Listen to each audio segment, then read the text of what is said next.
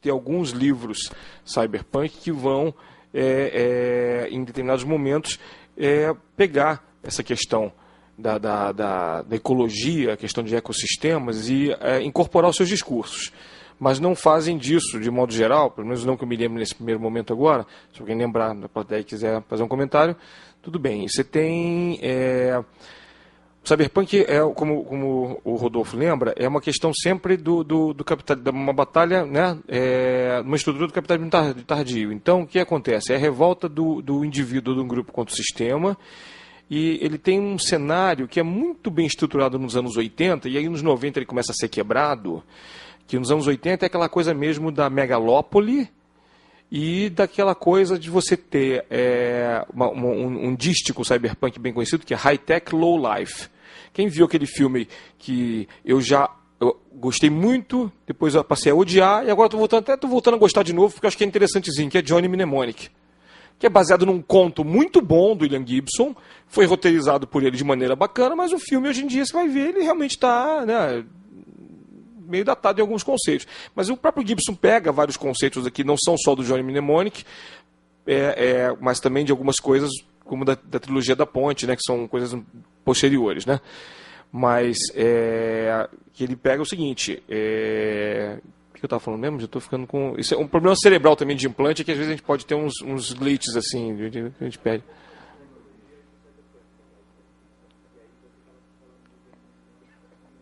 Johnny Mnemonic, também tem sinal de memória também, né? Mnemonic, tá? A memória vai, acaba assim, né? Some.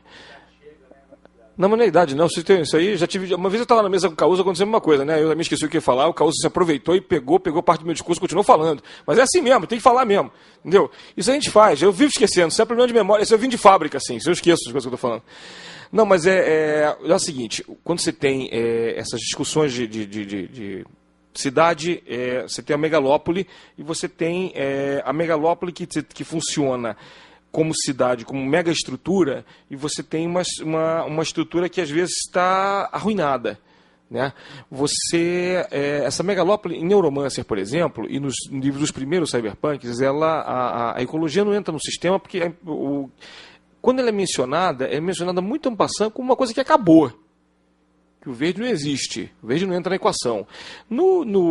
Na história do Snow Crash, até existe, tá? Os burbclaves, né? Os burbiclaves, né? Aqueles enclaves suburbanos, o subúrbio americano, né? Você tem aquela coisa de tentar manter aquela graminha bonitinha, aquelas florzinhas e tudo mais e tal.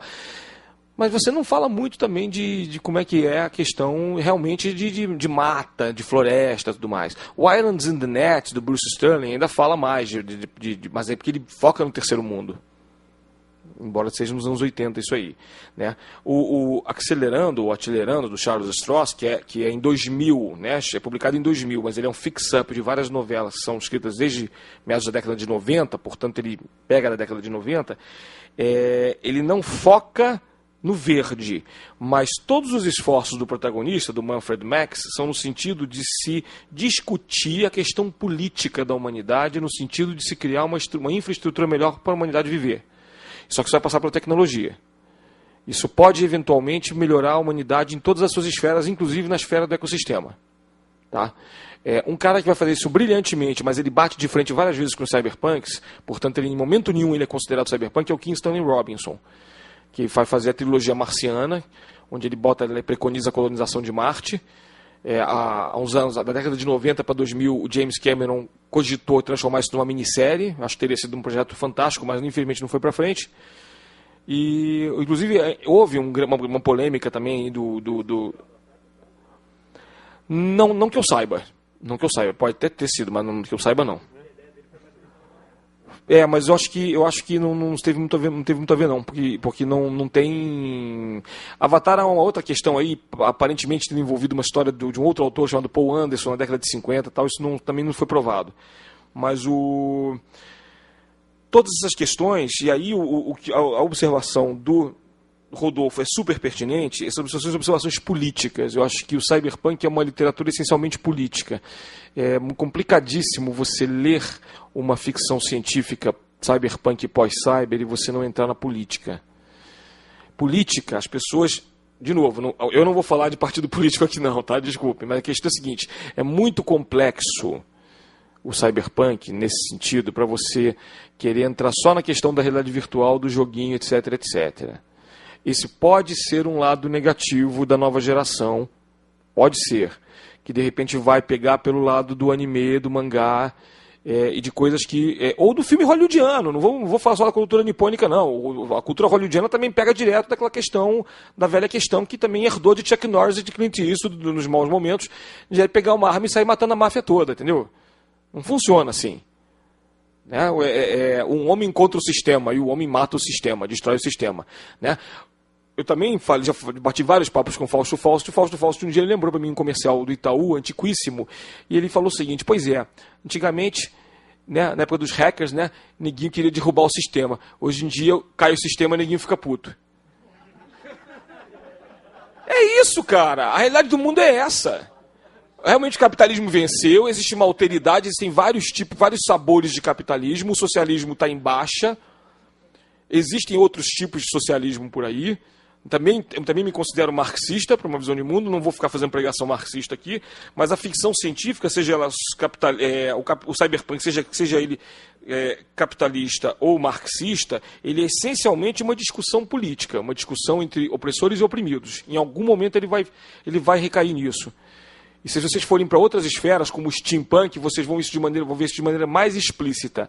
Aquele que for escrever isso pensando só na parte estética, tanto no cyber quanto no steam, não terá entendido tudo e vai fazer a coisa pela metade. Eu acho que as pessoas vão perder com isso.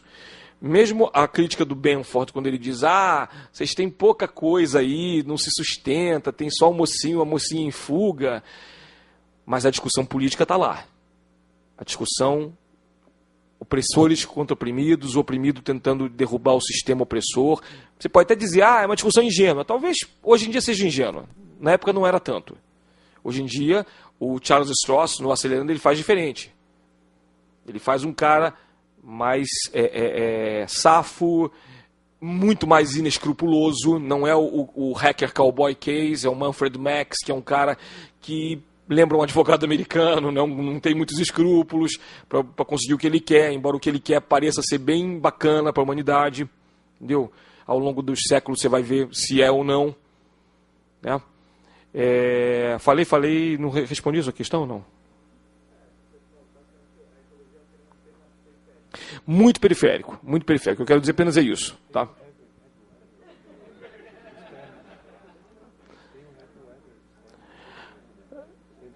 Comenta você. Eu não li. Mas eu também não. Não, então, é porque eu só lembrei de um romance que foi traduzido, eu não li ainda, né?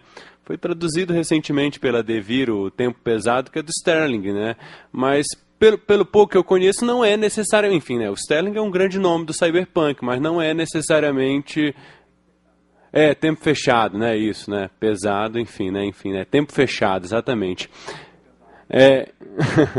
Então, mas parece que não é necessariamente, né, relacionado realmente ao cyberpunk canônico, enfim, né, usar novamente esse termo, né, ainda que se passe num futuro distópico, mas eu não posso comentar muito, né, e o próprio Sterling também, né, propôs, que eu também conheço muito pouco, né, o movimento viridiano, né, ou seja, existe um interesse, né, pela ecologia nesses autores, né, mas na origem do cyberpunk, como o Fábio colocou, realmente era um assunto bem periférico, né. Eu acredito que o cyberpunk, se a gente fosse situar ele politicamente, já que a gente está considerando, enfim, né, a ecologia como política, né, eu acho que a abertura do Neuromancer, né, é bem clara, né? Não a primeira frase, né, que já foi muito comentada, mas aquela que vem logo depois, que fala da dentadura do Hetz, que é aquele barman, né, que diz que a dentadura dele era como se fosse a cortina de ferro oxidada, enferrujada, ou seja, aquela divisão que existia entre a Europa socialista e capitalista, né? Ou seja, o momento histórico do cyberpunk realmente já é a queda, né? O fim da utopia, a pós-modernidade, né? Enfim. Eu acho que localizando, né?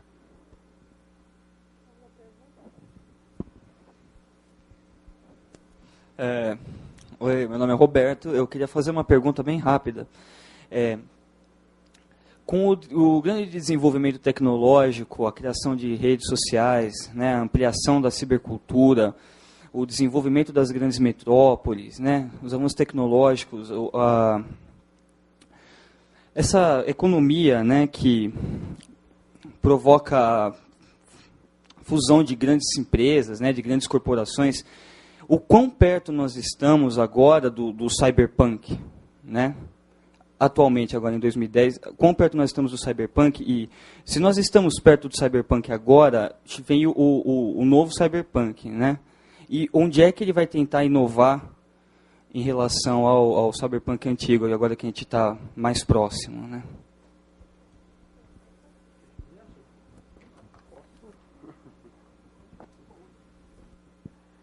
Então, eu acredito, né, o interessante da ficção científica, ao contrário do que a gente chama de, enfim, literatura universal ou mainstream, usar um termo mais do fandom, né, é que a ficção científica é uma literatura que não teme envelhecer. Entendeu? Ela se deixa, enfim, retratar o tempo, né, e com isso correr o risco de envelhecer, né? Não é aquela literatura que tenta ser o máximo abstrata ou abstrair o máximo possível as questões do tempo para que daqui 100 anos você possa ler, esse cara é bom, entendeu? Enfim, né?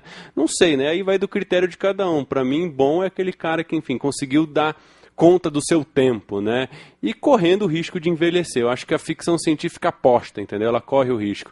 E assim, o cyberpunk é claro, né? Ele envelheceu, né? O cyberpunk, pensando na questão que você levantou, ele está muito próximo realmente do imaginário neoliberal da década de 80, né? Ainda que, enfim, né? Isso é interessante, né?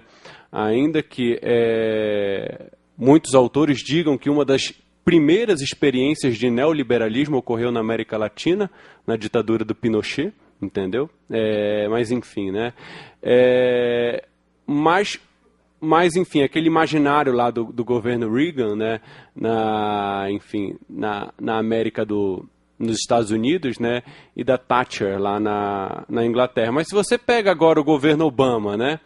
Que depois dessa crise econômica que teve aí, começou a estatizar, né, ou enfim, né, aumentar a participação do Estado, principalmente nas montadoras de automóvel, né, investindo dinheiro, colocando mais a participação do Estado, né, você vê que aquela política de diminuição do Estado, ou do Estado mínimo, que é própria do neoliberalismo, né, enfim, não está mais vigorando, né, por causa dessa, enfim, crise financeira. Eu acredito que nesse ponto, né, o cyberpunk parece que enfim, né, envelheceu, né, mas eu acho que em outros pontos não, né, em outros pontos ele está bem, enfim, né, bem vigoroso, principalmente nesse cenário realmente de sociedade em rede, né, que ele conseguiu imaginar, né, e antecipar de uma maneira tão bem, né.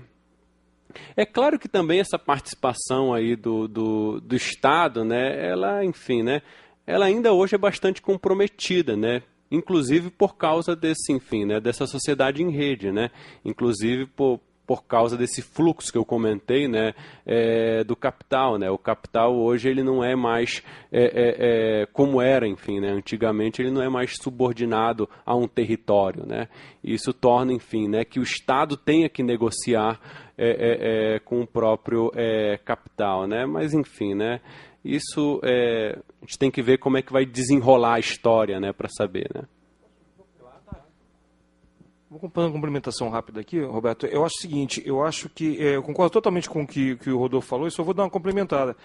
Eu acho que, na verdade, aconteceu o seguinte, eu acho que o futuro, como ele falou, nesse aspecto, o cyberpunk, como literatura de previsão, datou em algumas coisas. Então, a gente não está vendo hoje as megacorporações, claro, existem algumas, evidentemente, né? Você vai ver Nike, né? Coca-Cola, tem coisas que, isso aí não precisa ser profeta, elas já existiam naquela época e isso aí já foi visto, né? Mas existem outras coisas também que algumas